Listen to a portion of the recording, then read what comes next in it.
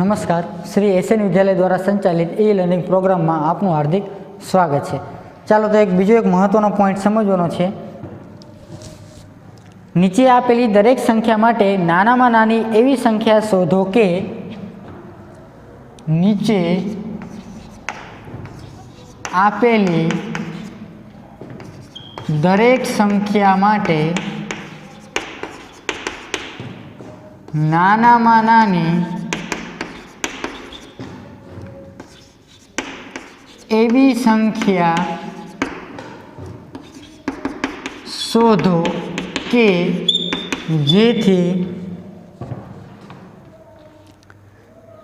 जेना वडे गुणवाथी मळती संख्या पूर्ण वर्ग होय के जेना वडे गुणवाथी मळती संख्या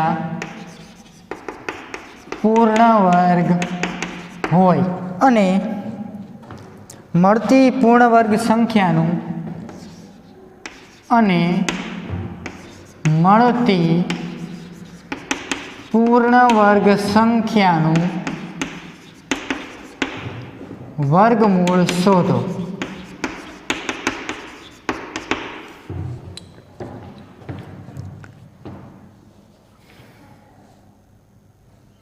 चलो पहलो दाखलो। हवे आ सूचना शू कहेवा मांगे छे ते समजी लो खास। नीचे आपेली दरेक संख्या माटे एटले तमने कोई एक संख्या आपेली हशे, नानामां नानी एवी कई संख्या वडे गुणवाथी मळती संख्या पूर्ण वर्ग थाय। एटले के अहींया आपणे जे ओली बेबेनी जोड़ बनावता हता तेमां आंकड़ो खूटतो हशे, घटतो हशे, बराबर। अने जे आंकड़ो घटतो ई ज आंकड़ो आपणे उमेरवानो अने जे आंकड़ो तमे उमेरो छो, बराबर, एमां लखवानुं के जे आंकड़ो उमेर्यो होय ते के आटला वडे गुणवाथी आपेली संख्या पूर्ण वर्ग बने छे अने जे संख्या पूर्ण वर्ग बने तेनुं वर्गमूळ आपणे शोधीशुं। चलो एक एक्जाम्पल जोईए એટલે समजी जशे। साव सहेલું જ છે, આમાંય કંઈ નથી। પણ એક વસ્તુ ખાસ ધ્યાન રાખજો બાળકો, ગયા લેક્ચરમાં જે આપણે અવિભાજ્ય અવિભાજ્યની રીતે વર્ગમૂળ શોધો તે રીત, एक आ बीजी रीत, और आवता लेक्चर में समझशुं तीजी रीत। आ त्रे त्रण रीत आनी पछीना प्रकरण में घन और घनमूळ में बैठे बैठी ज छे, बे में कोई तफावत नहीं, बराबर। और बहु महत्वनी रीत है, ध्यान रखो खास। चलो पहलो दाखलो जोईए। 180। हवे अहीं जे आपने एक संख्या आपेली है तेना तो आपणे पहला शुं करीए छीए, भाग पाडीए छीए, बराबर। चलो तो पहला भाग पाडीए। हवे आ 180 ने 2 वडे भागी शकाय तो कि हाँ, 180 ने आपणे 2 वडे भागीशुं तो आपणे जवाबमां शुं मळे छे, 90 मळे छे। हवे त्यारबाद 90 आव्या, 90 ने 2 वडे भागी शकाय? हाँ, कारण के एकमनो अंक शुं आपेलो छे आपणने, 0। तो एकमनो अंक 0 होय, 2 होय, 4 होय, 6 के 8 आमांथी कोई आपेलो होय तो तेने आपणे 2 वडे भागी शकीए छीए। तो 90 ने 2 वडे भागशो એટલે કેટલા મળશે આપણને? 45। હવે 45 ને આપણે કેટલા વડે ભાગી શકીશું? તો કે જાણીએ છીએ કે 3 વડે ભાગી શકાય, તો 45 ને 3 વડે ભાગીશું તો 15 આવશે, 15 ને 3 વડે ભાગીશું તો 5 આવશે, અને 5 ને 5 વડે ભાગીશું તો 1 આવશે। હવે તમે જુઓ બાળકો કે આ જ્યારે તમે ભાગ પાડો છો ત્યારે આપણે ગયા લેક્ચરમાં પણ વાત થઈ હતી કે આ બાજુ જેટલા પણ તમને આંકડા મળે છે તે બધા આંકડા ફરજિયાત કેવા હોવા જોઈએ? તો કે અવિભાજ્ય સંખ્યા હોવી જોઈએ। આ પહેલી વાત ખાસ યાદ રાખજો, બરાબર, કે આ બાજુના જેટલા પણ આપણને આંકડા આપેલા છે તે બધા ફરજિયાત કઈ હોવી જોઈએ? સંખ્યા અવિભાજ્ય। અને બીજું કે આ બાજુ જેટલા આંકડા આપે છે તેમાંથી આંકડા ફરજિયાત બે બેની જોડ બનતી જશે। ક્યારે? કે જ્યારે વર્ગમૂળ શોધવાનું કહે ત્યારે। પણ અહીંયા શું કીધું છે જુઓ કે નાનામાં નાની કઈ સંખ્યા વડે ગુણવાથી, હવે તમે એક સંખ્યા ગુણશો, બરાબર, તો અહીંયા કઈ સંખ્યા વડે ગુણશો? કોની જોડ નથી બનતી? તો કે 5ની બનતી નથી, તો વધારાનો એક 5 અંદર ઉમેરવો પડશે ને, બરાબર। તો એનો અર્થ શું થયો કે તમે 5 વડે ગુણ્યા, કારણ કે એક વધારાનો 5 અહીંયા નાખો તો આ બાજુ ગુણ્યા થયા ને એક બાજુ, બરાબર। તો તમે 5 વડે ગુણો છો તો જવાબ મળી ગયો કે 5 વડે ગુણવાથી આપેલી સંખ્યા પૂર્ણ વર્ગ બને છે, એટલે કે બે બેની જોડ બને છે। અને ત્યારબાદ તેનું શું ગોતવાનું? પાછું વર્ગમૂળ। દાખલા સાવ સહેલા જ છે, બરાબર। ચાલો તો હવે ગણવાની શરૂઆત કરીએ। પહેલા તો ભાગ પાડી લીધા। હવે જે ભાગ પાડ્યા તેને આવી રીતે આપણે લખીએ છીએ। 180 બરાબર 2 ગુણ્યા 2 ગુણ્યા 3 ગુણ્યા 3 ગુણ્યા 5 2 ગુણ્યા 2 ગુણ્યા 3 ગુણ્યા 3 ગુણ્યા 5.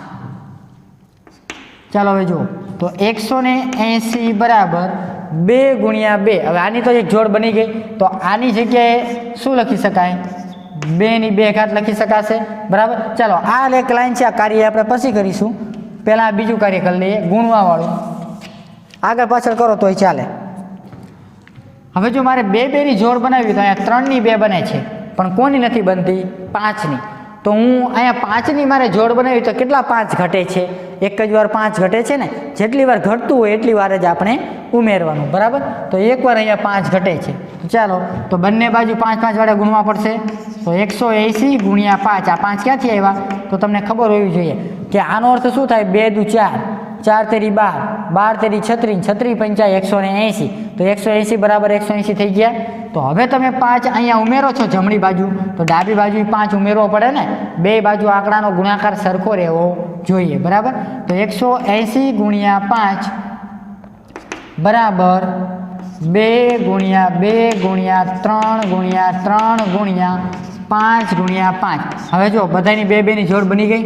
બરાબર. તો માટે તમે હવે શું લખી શકશો કે આપેલી સંખ્યાને, હવે આપેલી સંખ્યા અહીં કઈ હતી? તો કે 180. યાદ રાખજો, 180 લખો અથવા તો આપેલી સંખ્યાને. બરાબર. આપેલી સંખ્યાને 5 વડે ગુણવાથી પૂર્ણ વર્ગ બને છે. હવે પૂર્ણ વર્ગ એટલે શું? કે હવે તમે 5 વડે ગુણ્યા તો 180 ગુણ્યા 5 કેટલા થશે? 900 થશે. તો જુઓ બાળકો કે તમે આ બાજુ ને આ બાજુ બંને બાજુ 5 વડે ગુણ્યા ને હવે જે સંખ્યા મળી એ કેવી થઈ ગઈ? પૂર્ણ વર્ગ. બરાબર. કારણ કે લખ્યું ને આપણે કે આપેલી જે સંખ્યા છે તેને 5 વડે ગુણવાથી પૂર્ણ વર્ગ બને છે. આ 5 ક્યાંથી આવ્યા? તો કે જ્યાં વધારાના 5 ઉમેર્યા તે. હવે તમે 5 ઉમેરી દીધા, બધાની 2 જોડ બની. તેનો અર્થ શું થયો? કે હવે જે સંખ્યા મળશે તેનું વર્ગમૂળ ફરજિયાત નીકળતું હશે. બરાબર. ચાલો તો હવે આગળ સમજીએ. 900 આપેલા હતા, તો હવે 900 નું શું કાઢવું પડશે આપણે? વર્ગમૂળ. તો 900 બરાબર શું લખી શકાય?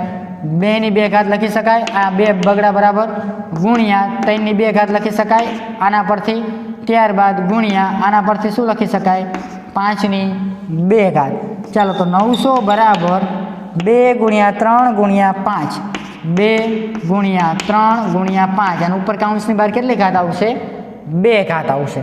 અને હવે માટે 900 બરાબર 3 દુને 6 અને 6 પંચાને 30. તો કાઉન્સની બહાર 2 ઘાત હતી એમ નામ. તો માટે શું કહી શકાય કે 900 નું વર્ગમૂળ 30 મળે છે. બરાબર. ચાલો અહીંયા સુધી ક્લિયર. એટલે આપણે અહીંયા શું કર્યું? આ દાખલાની અંદર પહેલાં તો આપેલી સંખ્યા છે તેને પૂર્ણ વર્ગ બનાવી.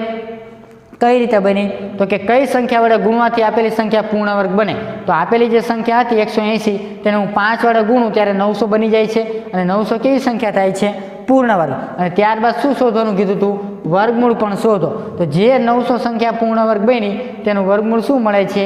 30 મળે છે. બરાબર. તો બસ બધા દાખલા હવે આ રીતે ગણવાના થશે. એટલે કે ગમે એટલા દાખલા આપે આ એક જ મેથડથી આપણે ગણવાના થશે. બરાબર. તો આજના લેક્ચરમાં આપણે બધા દાખલા 2 થી 3 જે કંઈ હોય હું પ્રેક્ટિસ કરાવું એ આ રીતના દસે. અને બાકીના જે કોઈ દાખલાઓ વધે એ તમારે જાતે પ્રેક્ટિસ કરવાના રહેશે. ચાલો ત્યારબાદનું બીજું એક્ઝામ્પલ જોઈએ.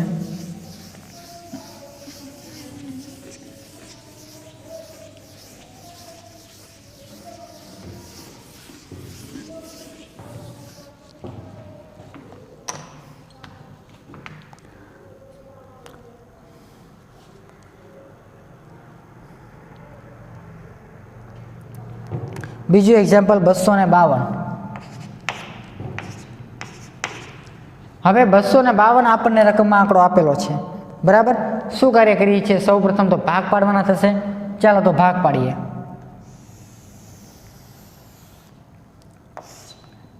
$252.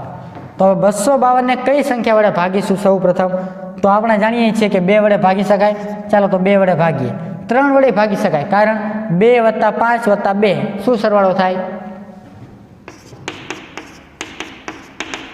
9 સરવાળો થયો તો 252ના અંકોનો સરવાળો 9 થાય છે. તો તમે 9ને 3 વડે ભાગી શકો તો કે હા, બરાબર. જો તમે 9ને 3 વડે ભાગી શકતા હોય શેષ શૂન્ય મળવી જોઈએ, આ યાદ રાખજો. કારણ કોઈ પણ સંખ્યાને ભાગી તો શકાય જ તે, પરંતુ શેષ કઈ મળે છે તેના ઉપર આધારિત છે, બરાબર. તો જો 252ને 9 વડે તમે ભાગી શકતા હોય, સોરી 9ને તમે 3 વડે ભાગી શકતા હોય તો 252ને પણ 3 વડે ભાગી શકાય છે. એટલે કે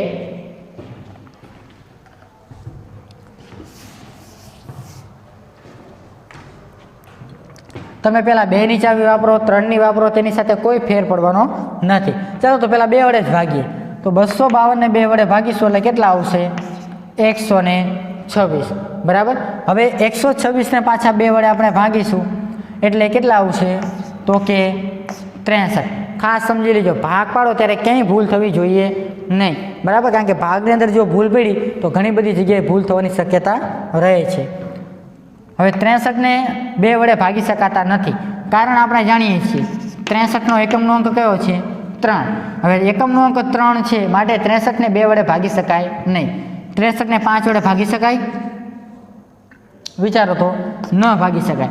કારણ કે 63નો એકમનો અંક કયો છે? 3. જો એકમનો અંક 0 કે 5 હોત તો આપણે 5 વડે ભાગી શકીએ. હવે બીજી કઈ ચાવી વધી? તો કે 3ની. 63ને 3 વડે ભાગી શકાય? ચાલો જોઈએ. તો 6 + 3, 63 જે આપ્યા છે તેના અંકોનો સરવાળો કેટલો મળ્યો? 9.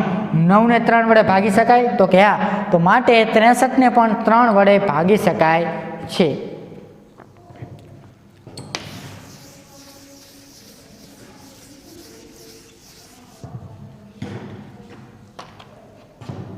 ચાલો તો હવે ગણીએ આગળ. 63ને આપણે 3 વડે ભાગીશું. તો 63ને 3 વડે ભાગો એટલે જવાબ શું મળશે આપણને? 21. હવે 21ને 3 વડે ભાગી શકાય તો જવાબ શું મળે? 7. હવે 7ને 7 વડે ભાગો તો 1. કારણ કે 7 કેવી સંખ્યા છે? અવિભાજ્ય. જ્યારે અવિભાજ્ય સંખ્યા આવી જાય ત્યારે એની સંખ્યા વડે ભાગવાના થાય, બીજી કોઈ એવો આંકડો મળે નહીં. કારણ આપણે જાણીએ છીએ બાળકો કે અવિભાજ્ય સંખ્યા હોય ત્યારે તેનો ભાગ કઈ રીતે પડે? તે પોતે સંખ્યા વડે જ ભાગી શકાય, કાં તો 1 વડે ભાગી શકાય, પણ 1 લેવાનો થતો નથી. કારણ કે આપણે આ બાજુ જેવી જ સંખ્યા લેવાની કે જે પોતે કેવી હોય? હંમેશા અવિભાજ્ય સંખ્યા હોય, બરાબર. તો હવે ભાગ પાડતો તો લગભગ તમને આવડી ગયું હશે. અને આવા કેટલાય ભાગ પાડવાના છે. જો આની પછીના આપણે રીત ભણશું આવતા લેક્ચરમાં, તેમાં પણ આ જ ભાગ પાડવાનો થશે. આની પછીના લેક્ચરની અંદર ફક્ત સૂચનામાં શું તફાવત આવશે તે કહી દઉં. અહીંયા ગુણવાથી છે તેની જગ્યાએ શું આવી જશે? ભાગવાથી. બસ આટલો તફાવત. અહીંયા આપણે શું કરીએ છીએ કે જે આંકડો ઘટતો હોય તે ઉમેરીએ છીએ, અને આગળની રીતમાં શું કરીશું કે જે આંકડો આ ઘટે છે, બરાબર, વધારાનો આંકડો જે છે એને કાઢી જ નાખવાનો. અહીંયા 7 છે એની જોડ બનતી નથી, 7 કાઢી નાખવાનો, બરાબર. અને અહીંયા શું કરીએ છીએ ગુણવાની રીતમાં કે 7ની જોડ આંકડો ઉમેરીને બનાવીએ છીએ. બસ બે રીતમાં આટલો જ તફાવત છે, કંઈ વધારે છે નહીં. ચાલો તો હવે આગળ દાખલો ગણીએ. હવે સૌ પ્રથમ તો 252 બરાબર આ બાજુના બધા આંકડા આવશે 2 ગુણ્યા 2 ગુણ્યા 3 ગુણ્યા 3 ગુણ્યા 7. ચાલો તો 252 બરાબર 2 ગુણ્યા 2, આની એક જોડ બને છે, આની પણ એક જોડ બને છે. તો 2ની 2 ઘાત આ પછી કરીએ આપણે 2 ગુણ્યા 2 ગુણ્યા 3 ગુણ્યા 3. હવે કોની જોડ ન બનતી? તો કે 7ની. તો એક 7 મારે ઉમેરવા પડશે, બરાબર. તો આ બાજુ જો 7 ઉમેરતો હોય બાળકો તો આ બાજુ મારે 7 ઉમેરવા પડે ને, બંને બાજુ ઉમેરવા પડે. એટલે એક ખાસ ધ્યાન રાખજો, બરાબર. તો 252ને 7 વડે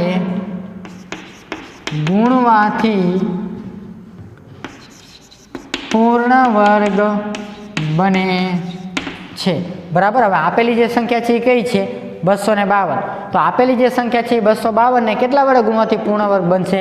તો કે 7 વડે ગુણવાથી પૂર્ણ વર્ગ બને છે, બરાબર બાળકો. ચાલો હવે આગળ જોઈએ.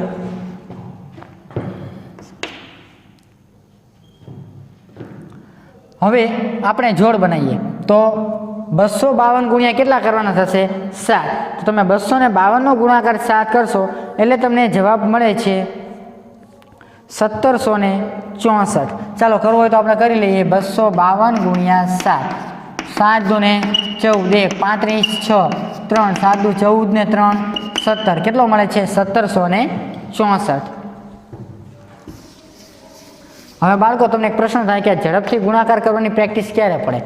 કે જ્યારે આપણે કોઈ પણ એક્ઝામ્પલ ગણતા હોય ગમે ત્યારે કોઈ દિવસ કેલ્ક્યુલેટરનો જો આપણે ઉપયોગ ન કરતા હોય બરાબર, તો આપણા બ્રેઇનની ઓટોમેટિક સ્પીડ વધી જાય છે કોઈ પણ ગણતરી કરવાની કેલ્ક્યુલેશનની, બરાબર. એટલે શક્ય હોય તો આ એક ટેવ પાડી દેવાની, કોઈ દિવસ કોઈ પણ પ્રકારનું કેલ્ક્યુલેટરનો ઉપયોગ કોઈ દિવસ કરવાનો નહીં. ભલે કદાચ એક્ઝામમાં તમે આગળ ભણશો ત્યારે મંજૂરી આપે છે કે કેલ્ક્યુલેટર તમે ઉપયોગ કરી શકો 12માં વગેરે વગેરે, બરાબર. તેમ છતાંય ત્યાં સુધી જરૂર પડે ત્યારે જ કરવાનું. એક્ઝામમાં કદાચ કરાય ચાલે કારણ કે ત્યાં ટાઈમ બચે એટલા માટે, પણ શક્ય હોય ત્યાં સુધી કરાય નહીં. કેમ? આપણી સ્પીડ વધુ થતી જાય એટલા માટે. ચાલો તો 252 ને 7 વડે ગુણવાથી કેટલા મળે છે આપણને? 1764. તો 1764 બરાબર હવે બધી બે બેની જોડ બની ગઈ, બરાબર. તો આની જગ્યાએ શું લખી શકાય? 2 ની 2 ઘાત. આની જગ્યાએ શું લખી શકાય? 3 ની 2 ઘાત. આની જગ્યાએ શું લખી શકાય? 7 ની 2 ઘાત. તો માટે 1764 બરાબર 2, 3 અને 7. તો 2 ગુણ્યા 3 ગુણ્યા 7, 3 ની બહાર કેટલી ઘાત આવશે? 2 ઘાત. તો માટે 1764 બરાબર હવે 3 દુ ને 6 અને 6 સત્તા ને કેટલા થશે? 42. તો 42 ની 2 ઘાત. તો તેનો અર્થ શું થયો કે 1764 કોનો વર્ગ છે? 42 નો વર્ગ છે, બરાબર. તો માટે 1764 નું વર્ગમૂળ 42 મળે છે. આ દાખલો બાળકો એક્ઝામમાં બે રીતે પૂછાય. કઈ રીતે? ઘણીવાર શું પૂછે, અહીંયા સુધી દાખલો પૂછે કે નાનામાં નાની કઈ સંખ્યા વડે ગુણવાથી મળતી સંખ્યા પૂર્ણ વર્ગ હોય. તો અહીંયા દાખલો પૂરો થઈ જાય. તમે ગોતી તો લીધી કે 7 વડે ગુણવાથી મળતી સંખ્યા પૂર્ણ વર્ગ થાય છે અને તેનું મળતી સંખ્યાનું પૂર્ણ વર્ગ સંખ્યાનું વર્ગમૂળ શોધો. આવું પાછળથી કે બરાબર, તો જ તમારે આ કાર્ય કરવાનું થાય. બાકી આ જે નીચેનું તમે વધારાનું કાર્ય કરો છો તે કાર્ય કરવાનું આપણે થતું નથી, બરાબર. પરંતુ અહીંયા સુધી દાખલો ગણી જ નાખવાનો, દરેક દાખલો. કેમ? ઘણીવાર આપણને ખબર ન હોય દાખલો ક્યાં સુધી ગણવાનો છે એટલા માટે, બરાબર. તો આ થઈ ગયો દાખલા નંબર આપણે બીજો. ચાલો ત્યારબાદ ત્રીજો દાખલો ગણીએ.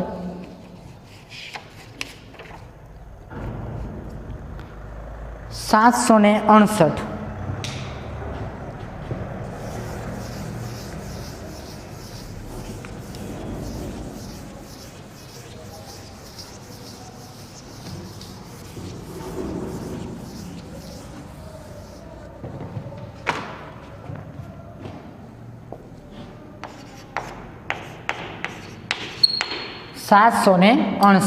હવે 768 ને સૌ પ્રથમ શું કરવા પડશે? ભાગ પાડવા પડશે. ચાલો તો ભાગ પાડીએ.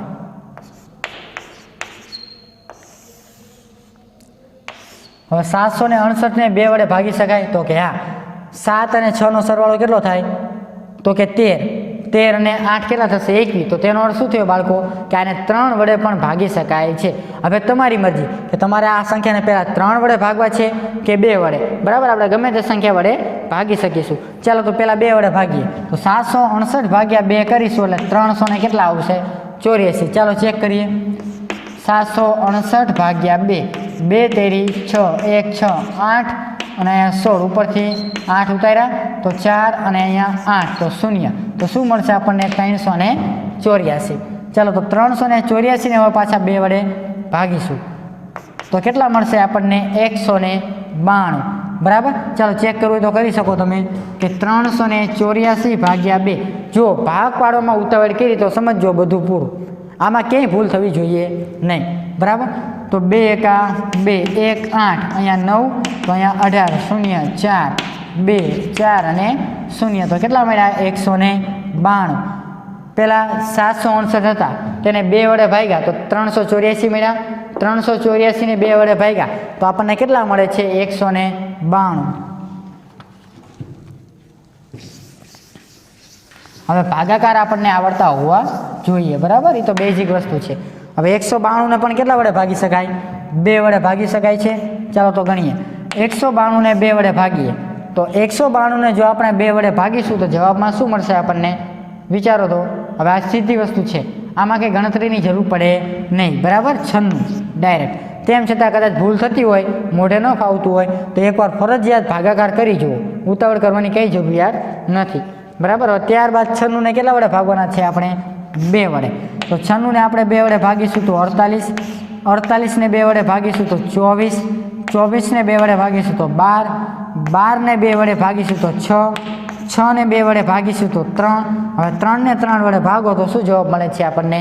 1 મળે છે, બરાબર. ચાલો હવે આ બાજુના જેટલા પણ આંકડા મળ્યા એ બધા આપણે આમ લખવા પડશે. ક્લિયર?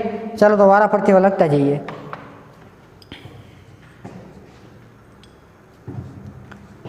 તો પહેલાં તો 769 બરાબર આ બાજુ 2 કેટલી વાર મળ્યા? 7 થી વ્યવસ્થિત આપણે ગણવાના થશે. 1 2 3 4 5 6 7 અને 8, 8 વાર આપણને 2 મળે છે. ચાલો તો લખી નાખ્યું. 2 ગુણ્યા 2 ગુણ્યા 2 ગુણ્યા 2 ગુણ્યા 2 ગુણ્યા 2, 1 2 3 4 5 6 આ 7 અને 8, અને એકવાર શું મળે છે આપણને? 3 મળે છે. તો અહીંયા 3, બરાબર. હવે આપણને ખબર તો પડી ગઈ છે કે આપેલી સંખ્યાને કઈ વડે કેટલા વડે ગુણવાથી પૂર્ણ વર્ગ બને? તો કે 3 વડે, બરાબર. કારણ કે એક તગડાની જોડ બનતી નથી. તો 769 ગુણ્યા 3 બરાબર 2 ગુણ્યા 2 આ 3 4 5 6 7 અને 8, અને ગુણ્યા 3 ગુણ્યા 3, બંને બાજુ 3 3 વડે ગુણી નાખ્યા, બરાબર. તો હવે આપણે લખી શકીએ કે 769 ને 3 વડે ગુણવાથી પૂર્ણ વર્ગ બને છે. હવે આ રીતમાં એક ખાસ ધ્યાન રાખવાનું, આવો લગભગ પાઠ્યપુસ્તકમાં એક દાખલો નથી, પરંતુ પ્રેક્ટિસ વર્કમાં ક્યાંક છે એ મને ખબર છે, બરાબર. કયો? હવે તમને એક વસ્તુ સમજાવું. અત્યાર સુધી આપણે જે દાખલા ગણ્યા તેમાં શું આવ્યું? એક જ આંકડો ઘટતો હતો, પણ એકાદ દાખલો એવો આવી શકે કેટલા આંકડા ઘટતા હોય? 2 આંકડા. તો શું કરવું? બરાબર. ચાલો તેની વાત કરું. એક નાનો એવો દાખલો આપણે આની પછી ગણાવીશ, બરાબર, જેમાં 2 આંકડા ઘટતા હશે, અને તો કઈ રીતે દાખલો ગણવો, બરાબર, એ આપણે આની પછી સમજાવીશ. ચાલો પહેલાં આપણે આ દાખલો પૂરો કરીએ. 769 ને 3 વડે ગુણવાથી પૂર્ણ વર્ગ બને છે. ચાલો એક આ જોડ બની, એક આ જોડ, 2 આંકડાની, એક આ જોડ, એક આ જોડ અને એક આ જોડ, બરાબર. વર્ગ અને વર્ગમૂળની વાત હોય ત્યારે 2 ની જોડ બનાવવાની. આની પછી જ્યારે ઘન અને ઘનમૂળની વાત આવશે ત્યારે કેટલા આંકડાની જોડ આવશે? 3 આંકડાની. બસ આટલો જ તફાવત છે. આની આગળની રીત જે આપણે ગયા લેક્ચરમાં ભણ્યા તે, આ લેક્ચરની આ રીત અને આની પછીના આવતા લેક્ચરની રીત, બરાબર. આ ત્રણેય લેક્ચર એવા છે કે બેઠા બેઠા ઘન અને ઘનમૂળમાં દાખલા આવશે. ફક્ત તફાવત કેટલો? અહીંયા 2 ની જોડ બનાવી છે, ત્યાં કેટલાની આવશે? 3 3 આંકડાની, બરાબર. એટલે સાથે સાથે તે ચેપ્ટર પણ તમારે સમજાઈ જાય. ચાલો તો જો આગળ 769 ને 3 વડે ગુણવાથી પૂર્ણ વર્ગ બને છે. ચાલો તો હવે આગળ આપણે શું કરીશું? તો કે 769 ગુણ્યા કેટલા કરવાના થશે? 3. તો ચાલો ગુણાકાર કરીએ. 769 ગુણ્યા 3, 8 તેરી 24, 2 6 તેરી 18 ને 2 20, 7 તેરી 21 ને 2 23. તો આપણને કેટલો મળે છે? 2304. તો 2304 મળ્યા આપણને, આ બાજુ આપણે લખી લીધા. હવે અહીંયા 2 ગુણાકાર 2, તો આનો શું લખાય? 2 ની 2 ઘાત. અહીંયા 2 ગુણ્યા 2, તો અહીંયા 2 ની 2 ઘાત. ત્યારબાદ અહીંયા 2 ગુણ્યા 2, તો ત્યાં પણ 2 ની 2 ઘાત. અહીંયા 2 ગુણ્યા 2, તેની 2 ઘાત, અને 3 ગુણ્યા 3, તો 3 ની 2 ઘાત. ચાલો અહીંયા સુધી ક્લિયર. બગડા કેટલા હતા? 8 હતા. તો અહીંયા બગડા કેટલા થઈ ગયા? 4. 1 2 3 ને 4, 2 ઘાત લખી નાખી ને, એટલા માટે. હવે 2304 બરાબર, હવે આપણે શું કરીએ છીએ? કાઉન્સની બહાર 2 લખી નાખીએ છીએ, અને અંદરના જેટલા આંકડા હતા એ બધા એમનામ આવશે. તો આ 2 એમનામ ગુણ્યા આ 2 એમનામ ગુણ્યા આ 2 એમનામ ગુણ્યા આ 2 એમનામ ગુણ્યા આ 3 એમનામ, અને કાઉન્સની બહાર 2 ઘાત. તો 2304 બરાબર 2 દુ 4, 4 દુ 8, 8 દુ 16 અને 16 તેરી 48, અને કાઉન્સની બહાર 2 ઘાત એમના. ફરીવાર ગુણાકાર કરીએ. 3 દુ 6, 6 દુ 12, 12 દુ 24, 24 દુ 48. ગમે એ રીતે ગુણાકાર કરો, અંદર જે આપણને આંકડો આપેલો છે તે કોઈ દિવસ બદલાવાનો નથી, બરાબર. ચાલો તો 2304 બરાબર આપણને 48 ની 2 ઘાત મળી, તો માટે શું કહી શકાય કે 2304 નું વર્ગમૂળ 48 મળે છે, બરાબર બાળકો. તો આ થઈ ગયો દાખલા નંબર 3. બસ આ જ રીતના બધા દાખલા આપણે ગણવાના થશે. ચાલો હવે આની પછી ચોથા દાખલાનો અભ્યાસ કરીએ.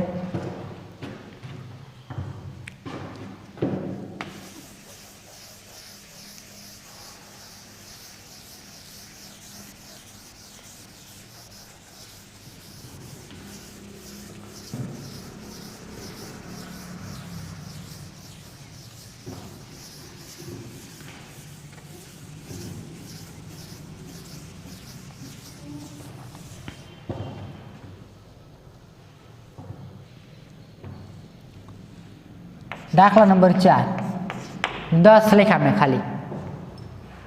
હવે જે મેં અહીંયા 10 લખ્યા છે બરાબર, એમાં નાનામાં નાની કઈ સંખ્યા વડે ગુણવાથી આપેલી સંખ્યા પૂર્ણ વર્ગ બનશે? ચાલો તો સૌ પ્રથમ શું કાર્ય કરવું પડશે? આપણે 10ના ભાગ પાડવા પડશે. ચાલો તો 10ના ભાગ પાડીએ. તો 10ના ભાગ શું પડે છે? 10ને પહેલાં કેટલા વડે ભાગી શકાય? 2 વડે. 10ને 2 વડે ભાગો તો 5, 5ને 5 વડે ભાગો તો 1. પૂરું થઈ ગયા ભાગ. બસ આટલા જ ભાગ આપણે અહીંયા પડશે. ચાલો તો આગળ જુઓ. જે ભાગ પડ્યા એ આપણે લખીશું 2 ગુણ્યા 5 અથવા 5 ગુણ્યા 2 લખો, ગમે તે રીતે આપણે લખી શકાય છે બરાબર. હવે આપણે જો કે આને પૂર્ણ વર્ગ બનાવી હોય તો જોડ તો એકે બનતી નથી. શું ઘટે છે? 5ની જોડ બનાવી તો એકવાર 5 ઘટે, 2ની જોડ બનાવી તો મારે એકવાર 2 ઘટે બરાબર. તો 2 આંકડા ટોટલ ઘટે છે. કયા કયા? એક તો 2 ઘટે છે ને એક તો 5 ઘટે છે. તો એ 2 આંકડા ઉમેરવાના બરાબર. જેટલી વસ્તુ ઘટતી હોય એટલે ઉમેરવાની. ચાલો તો ઉમેરીએ. આ 10 હતા એમના બરાબર. 2 ઘટતા હતા 2 ઉમેર્યા, 5 ઘટતા હતા 5. તો બરાબર 2 ગુણ્યા 2 ગુણ્યા 5 ગુણ્યા 5. શું ઉમેર્યું? તો કે આ 5 અને એક આ 2 બરાબર. 2 અને 5 આવા 2 આંકડા આપણે ઉમેર્યા. તો 10 × 20, 20 પંચાને 100. તો 100નું વર્ગમૂળ શું નીકળતું હતું? 10. ખબર છે ને? તો જો થઈ ગઈ પૂર્ણ વર્ગ સંખ્યા. બસ આ જ રીતે દાખલા આવે છે બરાબર. એટલે કે જ્યારે એકથી વધારે આંકડા ઘટતા હોય ત્યારે પણ ધ્યાન રાખવું. પણ હવે એક મેઇન પોઈન્ટ કયો તે આપણે સમજીએ. 10ને કઈ સંખ્યા વડે ગુણવાથી પૂર્ણ વર્ગ બની? તો અહીંયા તો 2 આંકડા આવ્યા. કયા કયા? તો કે 2 અને 5. તો 2 અને 5નો ગુણાકાર શું થાય? 10. તો યાદ રાખજો શું લખવાનું થાય? કે 10ને 10 વડે ગુણવાથી પૂર્ણ વર્ગ બને છે. એક આંકડો ફક્ત હોત તો આપણે શું લખીએ છીએ? 5 વડે ગુણવાથી બરાબર. પણ અહીંયા કેટલા આંકડા છે? 2. તો 2 આંકડાનો ગુણાકાર શું થાય? 5 × 10. કારણ તમે આ 2 આંકડા ઉમેરો ને 2 અને 5, હવે 2 ગુણાકારના સંબંધમાં છે. તો 5 × 10. તો 10ને 10 વડે ગુણવાથી પૂર્ણ વર્ગ બને છે. એટલે આ એક ખાસ ધ્યાનમાં રાખવું બરાબર. આ રીતનો લગભગ ક્યારેક દાખલો આવી જતો હોય છે એટલા માટે. ચાલો ત્યારબાદ હવે સમજીએ આગળ. તો 10 × 20, 20 પંચાને 100 બરાબર. હવે તો જોડ બની ગઈ બરાબર. તો 2ની 2 ઘાત ગુણ્યા 5ની 2 ઘાત. તો માટે 100 બરાબર 2 અને 5 એમ નામ લખી લઈએ છીએ. અને આ જે 2 ઘાત છે એ ક્યાં આવશે? કૌંસની બહાર. તો માટે 100 બરાબર 5 × 10 અને કૌંસની બહાર જે 2 ઘાત હતી એમ નામ બરાબર. તો માટે શું લખી શકાય હવે? કે 100નું વર્ગમૂળ 10 મળે છે બરાબર. તો આ રીતના ઘણા બધા દાખલાઓ છે કે જે અગાઉ પણ તમે શીખેલા છો બરાબર. અને આ રીતની અંદર તમારે એટલું જ ખાસ ધ્યાનમાં રાખવાનું કે જ્યારે ભાગ પાડો ત્યારે અને આ જે મેઇન પોઈન્ટ છે આ મુદ્દો તેમાં ખાસ ધ્યાન રાખવાનું બરાબર. હવે આવતા લેક્ચરમાં આપણે ગુણવાની જગ્યાએ કયો શબ્દ આવશે? ફક્ત ભાગવાનો. તેને લગતા દાખલાઓનો આપણે અભ્યાસ કરીશું બરાબર. ધન્યવાદ.